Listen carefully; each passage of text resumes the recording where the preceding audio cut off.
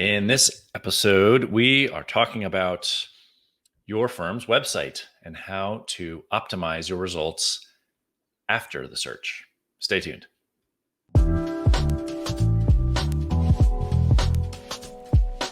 Giving architects and landscape architects the tools and strategies to be seen, heard, and valued in the marketplace, and telling the stories of leaders building thriving design firms and attracting their ideal clients. This is From Architecture to Profitecture. I'm your host, Jay Krakowski. Let's get started. Fellow and future Profitex, hello. How are you? Welcome to the show. We continue our series on optimizing, on taking a closer look at all the platforms, online platforms that your firm is on, is marketing on, is selling on, to be honest with you. And this is the second part in the series devoted specifically to your firm's website and the notion of looking at SEO or search engine optimization and how you can maximize your results after the search. Now, I know some web marketing folks will say, well, that's not actually SEO, it's web design. I don't totally disagree with you, but it sounds good. SEO before the search and after the search. In fact, you can go through all the keywords and you can take all the steps to get yourself ranked on Google. But if the copy and the layout and the imaging and the emotion and intent of your website isn't there, as soon as they click on your link, you've got anywhere from 0.5, half a second to 3 seconds before they're gone. And that potential client may not ever come back to take a look at you, at least until they get a referral from someone else, if you've happened to provide the excellent design and customer service that I know you do.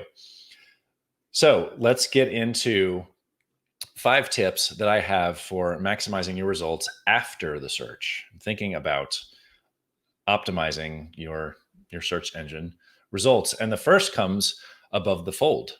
Now, what does that mean? For those of you that may have never had a newspaper thrown into your driveway, delivered to your front door, that's we're talking about. It's a term from physical newspapers that you may have bought at a newsstand or again had delivered to your house. It's that first headline that you read before you open the newspaper, before you open the magazine. Say, what's on the cover? What's the first thing they see when they click on your Google search engine result, or they type in the web address based on a business card that they've received? What is that headline or header? There are 3 notions that you need to deliver very quickly. How do you help them? How will it make their lives better? And how do I buy? Now, how do I buy? I know it sounds a little salesy, markety, but really it's how do I book a call? How do I book a discovery call? How do I make an appointment to come into your office? How do I see more of your projects? What's the first and quickest step that we can take to initiate a conversation and a relationship in preparing designs for their next project? Those need to happen very quickly. Again, we're talking seconds that folks have as they look at your website to make a decision whether they even want to enter that relationship with you, whether they want to start to build a working design relationship with you. So some tips for answering those questions: don't be jargony. Don't succumb to talking to other architects or other landscape architects, landscape designers. We know our lingo. Most clients do not. Most clients don't care to. So don't be clever in thinking of these bigger, grandiose notions, this existentialism. Don't succumb to clever language that you think you've distilled the essence of architecture into 6 words. And man, I'm going to put this up in bold letters on my website, and they're either going to take it or leave it. Well, if you're getting too clever, they're going to leave it. They're going to leave. Period. So don't give them a riddle. Give them exactly what you're going to deliver for them. And I don't mean a set of drawings. I don't mean support during bidding and construction, I mean, what is the end result, both externally and internally? What kind of success can the client see from you because of the expertise that you bring to a project? So that's number one. And then very quickly, number two, and I would suggest to hide this slightly below the fold, highlight the negative. Highlight the negative? What are you talking about, Jake? I'm talking about what are the potential ramifications of not working with you, of not working with a design professional, period. We've heard stories rather of so many folks trying to go it on their own, trying to say that my contractor has a guy, has a draftsman, has a designer, my contractor can do it himself, he knows someone at the city. What are the negative effects of not bringing you into the project? Now, if you're working on much larger commercial or industrial projects, if you're working on civic projects, this may not be so cut and dry, but there are ways to highlight your value as a design professional in things that can be missed, in costs that can be overrun because you're not part of the team, or because a design professional is not part of the team. Go ahead and take a second just to touch on those pain points. And the client may know this, but in many cases they don't know. They don't know what they're missing. They may think that we are a dime a dozen, that we are a commodity. And touching on those pain points is a point of empathy. It's a point of understanding the things that they're going through and giving them the understanding that that we have the expertise to solve those particular problems. So take a second, only a second. Don't spend your whole website on it, but take a second to highlight the negative, and then you introduce how you can help them. What is your process? The next piece, the next part of the puzzle here. And again, I would refrain from industry jargon. Don't just list the standard AIA, ASLA, or ASID, whatever other organization you want to get to. Don't just list their standard lists of documents or processes to go through. Have you given yourself a proprietary process? Has your firm come up with a catchy name, not a kitschy name, a catchy name for this design process? It could just be taking the same design process and putting a little spin on it, putting a little marketing spin on it, but some way that you can clearly understand the steps that they will go through to achieve success, to achieve the transformation, not only physically in the physical space, but also internally, emotionally. How will the client's life and business be bettered by having you there? That's number 3. Number 4, very clear. How do I buy? And again, that's a little bit of, you might call it salesy language, marketing language, but how do I book a call with you? How do I get into a discovery session with you? How do I come visit you at your office? How do you come to my house to see what I'm thinking? Make it very easy, make it very clear, whether that's listing your phone number. It could be that. These days, it should be a link to an online calendar appointment, whether that's Calendly or Acuity or some other service. Is there a simple button online that they can click to meet with you face to face, or meet with you over the phone?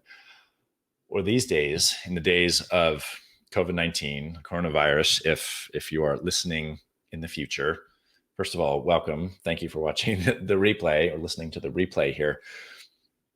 Are there ways to meet virtually? Because we don't necessarily have the opportunity to go out and meet face to face and shake hands. I say the word shake hands, and so many of us in shelter in place and quarantine conditions now, you might tense up a little bit when you hear the word shake hands.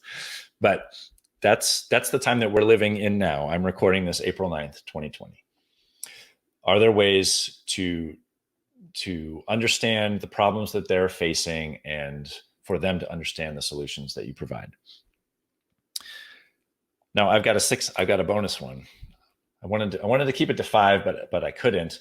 Number 6 that should be on the front page of your website is a way to generate leads. Please don't let this be sign up for my newsletter. Nobody wants to sign up for a newsletter. Nobody, myself included. Nobody needs a monthly what I've been working on, what's on the boards. That's all well and good, but that should be handled by your more constant presence on social media: Facebook, Instagram, Pinterest, maybe TikTok. I don't know, but nobody wants to sign up for your newsletter.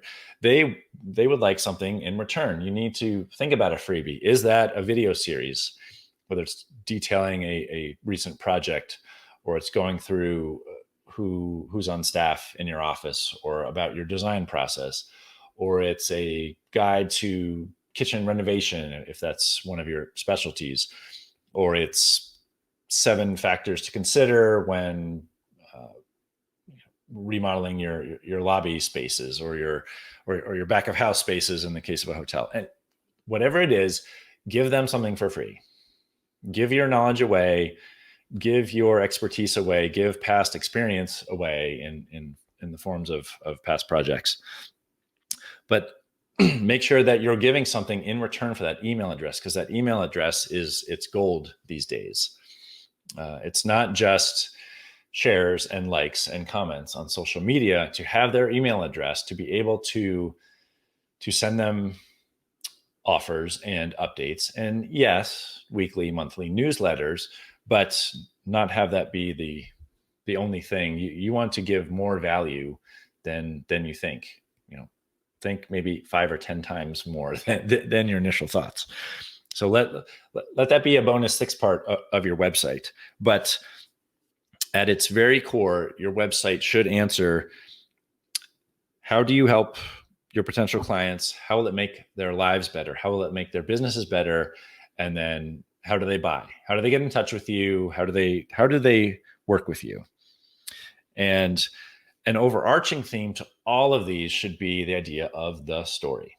And now, what do I mean by the story, or the story arc? It's that age-old, it sounds totally cliche, it's that age-old notion that you're taking someone through a story. A client who has a problem and is looking for a solution meets you as the guide. The design professional is the guide, and your potential client is the hero, and you're guiding them along a journey that brings them through and to a transformation, whether that's coming up with the success of a project, or that's avoiding the failure of cost overruns or delays, or gosh, a cruddy looking project. It's all elements of storytelling, and those should all be woven into the 6 pieces rather that we just went through here. Well, at least to paraphrase Dave Ramsey, you don't want to tell a story, you want to invite them into your story. Inviting potential clients into your story is an amazing way to build business success. Just telling your story is a great recipe for bankruptcy. And I'd love to hear feedback on those. Again, you can direct message me on any of the social platforms at Jake Krakowski. This is part 2 of a series where, whether you have extra time or not in these days of COVID, are you taking a look back at your firm's website? Is it telling the best story for your clients? Not just the story of your expertise and your education and past projects, but is it telling the stories of and for your potential clients? And can you make those better, both so that, as we detailed in part 1, Google is grabbing the right keywords, grabbing the right information, and feeding it to them, and then here in this episode, are you maintaining their engagement and their interest? And are you getting them to click the buy now button and book a call with you, book a meeting with you, and eventually enter into a working relationship? So we will continue the series with starting to look at social media platforms. That's Facebook, that's Pinterest, that's Instagram, that's what have you. We're going to get into YouTube as well. I think that's a big one that design professionals are not taking advantage of. So we're going to dig into that. later on in the series. But again, thank you for watching. And until next time, make it a great week because our success is inevitable. Take care. Thank you so much for tuning in. Don't forget to hit subscribe so you stay up to date with future episodes. Connect with me on Facebook, Instagram, or LinkedIn at Jake Krakowski. And for show notes and much more, visit profitecturebydesign.com/podcast.